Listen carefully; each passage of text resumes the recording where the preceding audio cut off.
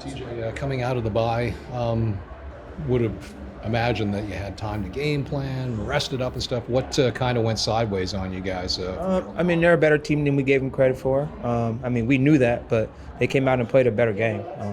Fair and square. They won. By the time you got to second half, with the field position so tilted in Winnipeg's favor, was it wearing on the defense when you went into the second half? Yeah, I mean, we were very optimistic about it, but I mean, we played a lot of plays on defense, and we tried to hold, and eventually they started their running game started getting going, and then that was just the catalyst of the game, the rest of the game.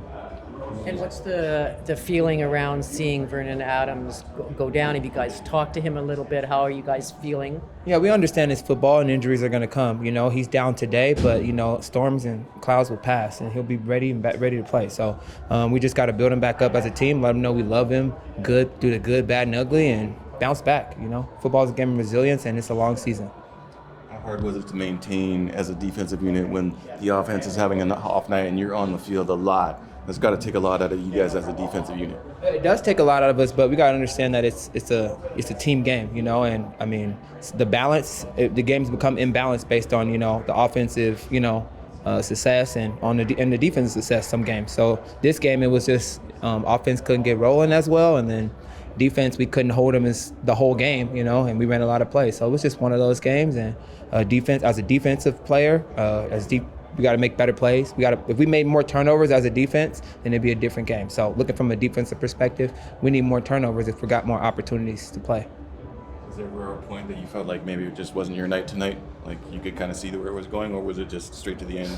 The last 3 minutes of the game. But other than that, I mean, I preach optimism and just getting back up there. Next play, it's all about the next play. One play can change the rest of the game. And if we believe that, then, hey, when it comes, the momentum will shift. And that's football.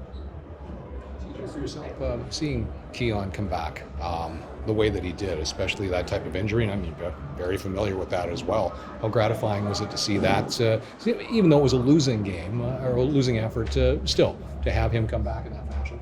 It's a very emotional experience, just talking about it, I get choked up.